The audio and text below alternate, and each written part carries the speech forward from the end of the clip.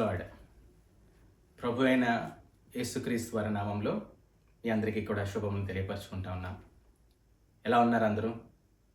దేవుని కృప చేత మేమందరం కూడా ఇక్కడ బాగున్నాం.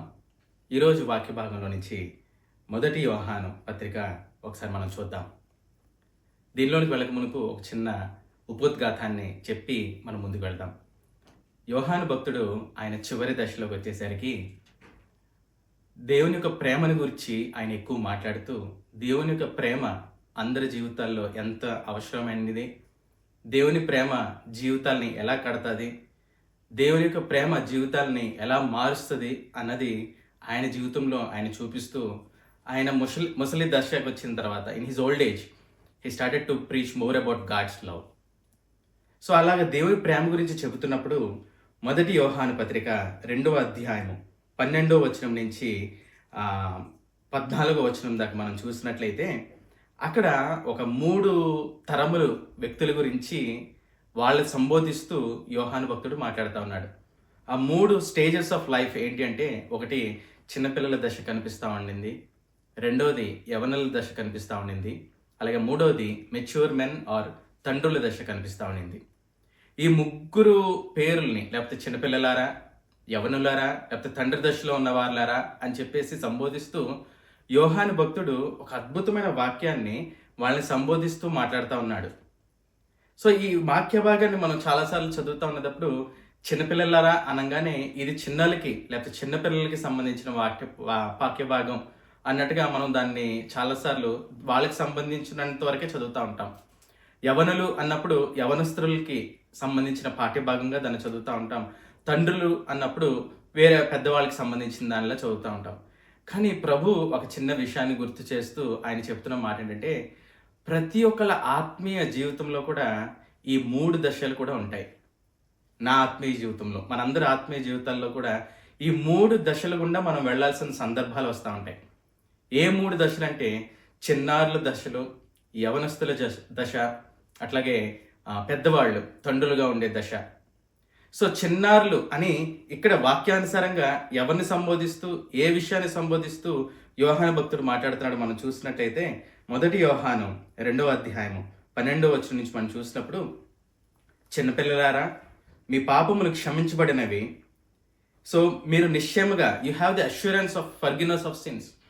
మీ యొక్క పాపములు క్షమించబడినవి అని నిశ్చయిత మీరు కలిగిన వాళ్ళు. మీకు తెలుసు మీ దేవుడే మిమ్మల్ని క్షమించగలడు, కాబట్టి మీ దేవుని దగ్గరికి వచ్చి మీరు క్షమాపణ పొందుకున్న వాళ్ళు అని చెప్పి చిన్నారుల గురించి, చిన్నపిల్లల గురించి ఆయన మాట్లాడుతున్నాడు. అవును, మనందరూ ఆత్మీయ దశలో కూడా ఇలాంటి దశ మొట్టమొదటిగా మనం ఆత్మీయంగా మనం అడిగేయడానికి this is the first step. ఏంటి అంటే, our sins are being forgiven in Christ. మన పాపములు, నా పాపములు యేసు క్రీస్తు వారి నందు ఆయన నా కొరకు, మన కొరకు సిలువలో మరణించడం ద్వారా, ఆయన ప్రాణాన్ని మన కొరకు పెట్టడం ద్వారా, ఆయన రక్తాన్ని మన కొరకు కార్చడం ద్వారా, ఆయన దగ్గరికి వచ్చినప్పుడు ఆ రక్తంలో కడగబడిన మనము కూడా ప్రతి ఒక్క పాప విమోచన జరిగింది, యేసు క్రీస్తు వారి రక్తంలో నాకు పాపములు క్షమించబడినవి అని చెప్పి నిశ్చయిత కలిగిన వాళ్ళు చిన్నారుల దశ. అవును, మనందరం కూడా రక్షణ పొందినప్పుడు our first step in our spiritual life is, Lord నా పాపములు క్షమించావు నువ్వు, అందుకు నీకు వందనాలు అని చెప్పి చిన్నారుల దశలో నుంచి మనం ముందుకు అడుగు వేస్తూ ఉంటాం. 2వ దశ మనం చూసినట్లయితే యవనుల దశ మనకు కనిపిస్తూ ఉంటుంది. ఈ యవనుల దశ ఎటువంటి దశ అంటే, దీస్ యంగ్ పీపుల్ గురించి మాట్లాడుతూ యోహాను భక్తుడు ఏమని చెప్తా ఉన్నాడంటే, మీరు దేవుని పేరట అద్భుతమైన బ్యాటిల్స్ చేసిన వాళ్ళు, దేవుని వాక్యము మీలో ఉండింది, యు ఆర్ స్ట్రాంగ్, దేవుని యొక్క వాక్యము మీ హృదయంలో ఉండింది, and you have one many battles with the evil one. ఈ యవనుల దశ గురించి మాట్లాడుతూ యోహాను భక్తుడు ఏమని చెప్తా ఉన్నాడంటే, ఇది శత్రువుని జయించే దశ. శత్రువుని యేసుక్రీస్తు నామములోని ఆయన ఆయన ఆయన పేరట మనం ముందుకు వెళ్ళి ఆయన వాక్యం అనే ఖడ్గాన్ని చేత పట్టుకుని, ఇక్కడ క్లియర్గా రాస్తుంది, because the word of God lives in your hearts. అవును, దేవుని యొక్క వాక్యము మన చేతిలో అది ఖడ్గం వంటిది. సో ఆ ఖడ్గాన్ని చేత పట్టుకుని ప్రతి ఒక్క దుష్టిని క్రియలు లయపరుస్తూ, ఆ దుష్టిని క్రియలు జయిస్తూ మనం ముందుకు వెళ్ళే దశ యవనుల దశ. చాలాసార్లు మన ఆత్మీయ జీవితంలోని మనము ఇలాంటి దశలో ఉంటాం. ఎలాంటి దశ అంటే, శోధనలు వస్తూ ఉంటాయి, సమస్యలు వస్తూ ఉంటాయి, తెలియని దుష్టుడు మనల్ని కొన్నిసార్లు కలవరపరుస్తూ ఉంటాడు తెలియని పరిస్థితుల ద్వారా. కానీ ప్రభువు గుర్తు చేస్తున్నాడు, మీ చేతిలో ఒక ఆయుధం ఉండింది, నీ చేతిలో ఒక ఖడ్గం ఉండింది, అదే దేవుని యొక్క వాక్యము. ఆ వాక్యాన్ని నీ హృదయంలో పట్టుకుని, ఆ వాక్యాన్ని ఎప్పుడైతే నువ్వు గట్టిగా చేత పట్టుకుని, ఆ వాగ్దానాలు చేత పట్టుకుని నువ్వు ఎప్పుడైతే పోరాటం చేస్తావో దుష్టుడు నీ దగ్గర నుంచి పారిపోతాడు. అది మనకు వాక్యం సెలవిచ్చిన గొప్ప మర్మము, గొప్ప వాగ్దానం అది. Surely evil one has to flea from those who catch hold of who hold unto the word of God.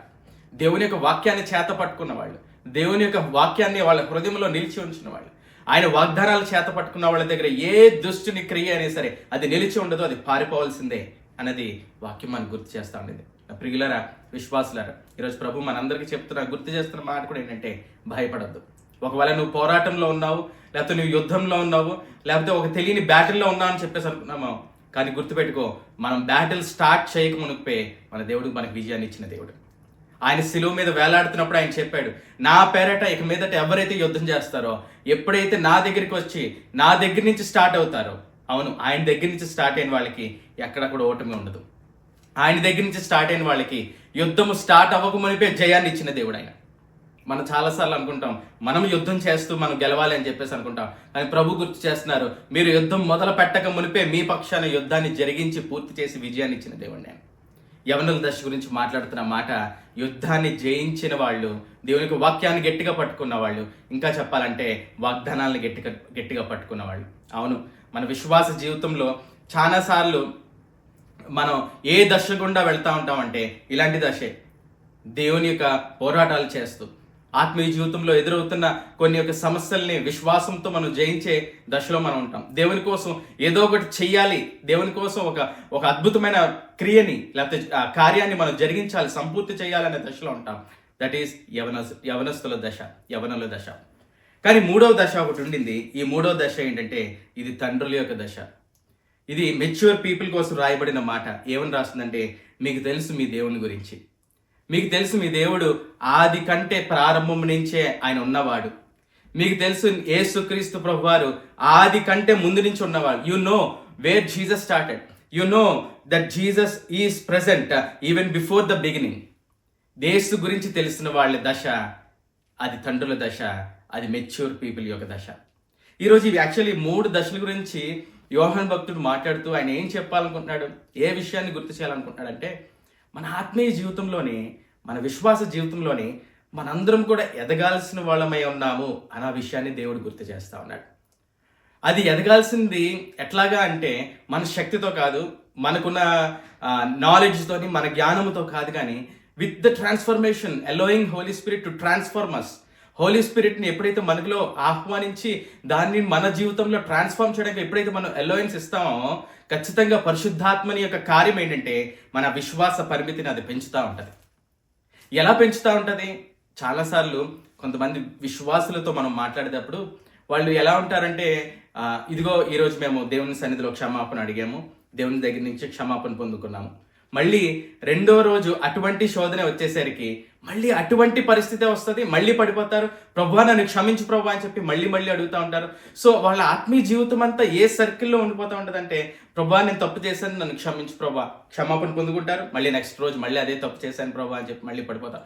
కానీ దేవుడు నమ్మదగిన దేవుడు, ఆయన ఎంతో ప్రేమించే దేవుడు కాబట్టి ఆయన గుర్తు చేస్తున్న మాట ఏంటంటే, ఎన్నిసార్లు మనం పడిపోయినా ఆయన లేపడానికి ఆయన ఇష్టంగా ప్రేమతో మనల్ని లేపే దేవుడే ఉన్నాడు. కానీ అక్కడే స్ట్రక్ అయి ఉండడం దేవుని యొక్క చిత్తం కాదు. ఖచ్చితంగా క్షమాపణ పొందుకోవడం అది ఖచ్చితంగా దేవుని ఇచ్చిన మన గొప్ప కృప, అది ఆయన ఇచ్చిన ఆ బాధ్యతను మనం పొందుకోవాలి. కానీ అక్కడతో ఆగిపోయే జీవితంగా మనం ఉండకూడదు. క్షమాపణ పొందిన మనము దేవుని కోసం పోరాటం చేసేవాళ్ళుగా ముందుకెళ్ళాలి, దేవుని కోసం పని చేసేవాళ్ళుగా ముందుకెళ్ళాలి. యుద్ధం అంటే కేవలం ఏదో శోధనలు వచ్చినప్పుడు జయించడం మాత్రమే కాదు, కానీ ఈ సెకండ్ యవనులతో మాట్లాడితే ఏమని చెప్తా ఉండిందంటే, దేవుని కోసం పని చేసే దశ, అది దేవుని కోసం వాడబడే దశ, నీకు ఇవ్వబడిన సమస్తాన్ని దేవుని కోసం వెచ్చించే దశ యవనుల దశ.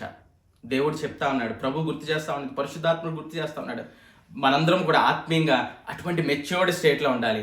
Wear after getting the forgiveness from God, దేవుని దగ్గర నుంచి క్షమాపణ వచ్చిన తర్వాత యవనుల వలె దేవుని కోసం ప్రతి నిమిషం వాడబడుతూ ఉండాలి. కానీ ఈ తండ్రుల దశ దగ్గరికి వచ్చేసరికి మటుకు ఇది ఇంకా ఇంకా ఇంకా మెచ్యూర్డ్ లైఫ్లో ప్రభు గుర్తు చేస్తున్న మాట ఏంటంటే, ఈ తండ్రుల దశ ఇది దేవుని కోసం పనిచేసే దశ కాదు. ఈ తండ్రుల దశ ఏం చేస్తూ ఉంటుందంటే, లేకపోతే ఈ మెచ్యూర్ మెన్ లేకపోతే ఈ తండ్రుల దశ ఏం గుర్తు చేస్తూ ఉంటుందంటే, దేవుని వైపు నిదానించి చూచుట, దేవుని యొక్క లక్షణాలని, దేవుని యొక్క గుణగణాలని, దేవుడు ఎంత ప్రేమిస్తున్నాడు, యేసుక్రీస్తు ప్రభువారు ఆయన లక్షణాన్ని తెలుసుకున్నట తండ్రుల దశ. బైబిల్ గ్రంథంలో మనకు తెలిసిన మాటలే కొన్ని గుర్తు చేసి నేను ముగిస్తాను. యోబు 42వ అధ్యాయం 42వ అధ్యాయము 5-6 వచనాలు మనం చూసినట్లయితే యోబు భక్తుడు చెప్తా ఉంటాడు, అంతకు ముందు వరకు దేవుని యొక్క కార్యాలు, దేవుడు చేసిన అద్భుతమైన విషయాలు నేను వింటూ వచ్చాను. కానీ ఈ సమస్యల గుండా వెళ్ళిన తర్వాత నాకు ఇప్పుడు అర్థమవుతుంది, ఐ కెన్ సీ గాడ్. ప్రతి విషయంలో నేను దేవుని చూడగలుగుతున్నాను. అదొక తండ్రి దశగా, అదొక మెచ్యూర్డ్ మెన్ దశగా కనిపిస్తూ ఉండింది. అలాగే పౌలు భక్తుని జీవితంలో చూసినప్పుడు 2 తిమోతి 1వ అధ్యాయం 12వ వచనం చూసినట్లయితే, I know whom I have believed. నేను ఎవరిని నమ్మి ఉన్నానో నాకు తెలుసు. అవును విశ్వాసులారా, నువ్వు ఎవరిని నమ్మి ఉన్నావో నీకు తెలుస్తుందా? నువ్వు నమ్మిన దేవుడు ఎటువంటి గొప్ప కార్యాలు చేయగలడో నీకు తెలుస్తూ ఉండిందా? ఎంతవరకు మన జీవితాల్లో అవసరత, కష్టము, నష్టము, శోధన వచ్చినప్పుడు ప్రభువా నాకు విజయాన్ని ఇవ్వు అని చెప్పి అడిగే దశ నుంచి నేను ఎవరినైతే నేను నమ్మి ఉన్నానో నా దేవుడు నాకు తెలుసు అన్న దశలోనికి మనం ఎదగాలి అని చెప్పి పరిశుద్ధాత్ముడు మన ప్రభు మన జీవితంలో చూస్తూ ఉన్నాడు. అంత మాత్రమే కాదు, కానీ యాకోబు ఆయన అంచె దినాల్లో వచ్చేసరికి, ఆయన లాస్ట్ డేస్ ఆఫ్ హిస్ లైఫ్కి వచ్చేసరికి యాకోబు యాక్చువల్లీ దేవుణ్ణి కొన్ని అద్భుతమైన నామాలతో ఆయన దేవుని స్తుతిస్తూ ఉన్నాడు. మనకి ఇప్పటి వరకు తెలుసు, సామెతలు 23వ అధ్యాయంలో the Lord is my shepherd అని చెప్పి దావీదు భక్తుడు ఆయన కీర్తిస్తున్నాడు అని చెప్పేసి అనుకుంటా ఉంటాం. కానీ దావీదు భక్తుడు the Lord is my shepherd అనక మునిపే యాకోబు ఆదికాండము 48వ అధ్యాయం 15వ వచనంలోని the Lord is my shepherd అని చెప్పేసి దేవుని స్తుతిస్తూ ఉన్నాడు. దేవుని గురించి తెలుసుకుని, దేవుని యొక్క గుణగణాలు తెలుసుకుని, ఒక తండ్రి దశలో ఉండి ఆయన్ని సంపూర్ణంగా ఆయన్ని తన జీవితంలో ఆహ్వానించిన తర్వాత, పోరాటాలన్నీ అయిపోయిన తర్వాత దేవుని చూస్తూ చెప్తా ఉన్నాడు, నా దేవుడు నా మంచి కాపరి, నా దేవుడు నా మంచి కాపరి. ఈరోజు ప్రభు మన జీవితాల్లో గుర్తు చేస్తున్న మాట అదే. అవును, ఖచ్చితంగా క్షమాపణ దేవుని సన్నిధిలో మనం పొందుకోవాలి. కానీ క్షమాపణ పొందిన మనము అక్కడతో ఆగొద్దు, ఇంకా దేవుళ్ళు ఎదుగుదాం. ఎంతవరకు ఎదుగుదాం అంటే, మనకి ఇవ్వబడిన ప్రతి తలాంతిని దేవుని కోసం ఉపయోగిస్తూ, ప్రతి బ్యాటిల్ని దేవుని కోసం మనం బ్యాటిల్ ఫైట్ చేస్తూ దేవునిలో వాడబడ్డానికి మనం ముందుకు పోరాడదాం. అంత మాత్రమే కాదు, అక్కడ విజయాలు వచ్చినాయి, అక్కడ జయం వచ్చింది, దేవుని కోసం నేను పనిచేస్తున్నానని చెప్పి అక్కడితో ఆగిపోదు, కానీ ఇంకా ఒక అడుగు ముందుకు వేసి దేవుని యొక్క గుణగణాలను తెలుసుకోవడానికి.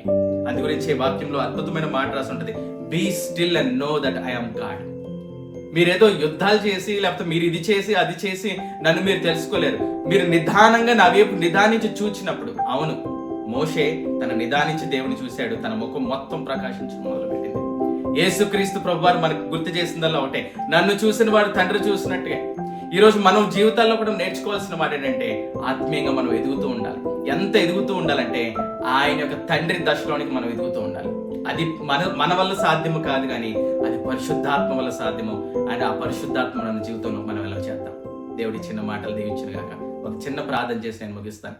పరిశుద్ధుడా, మహోపకారుడా యేసయ్యా, నీకు వందనాలు ప్రభా. అవును తండ్రి, మమ్మల్ని క్షమించిన దేవుడు మీరు, మా పక్షాన యుద్ధం చేసే దేవుడు మీరు ప్రభా. కానీ నా తండ్రి, మేము మా ఆత్మీయ దశలో అంతకు మించి ఎదగాలి అని చెప్పి ఆశపడుతున్నారు ప్రభా.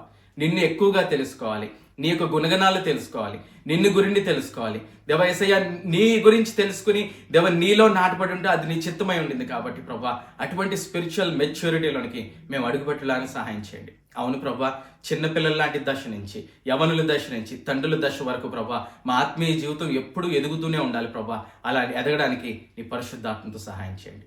మాతో మీరు ఉండి మాట్లాడినందుకు నీకు వందనాలు. ఈ వాటని దేవా, నీ మాటని మా అందరి జీవితాల్లో ఫలింపుకు మీరే తీసుకురమని పెట్టుకుంటారు. యేసు నామమున బట్టి అడుగుచున్నాం తండ్రి, ఆమేన్.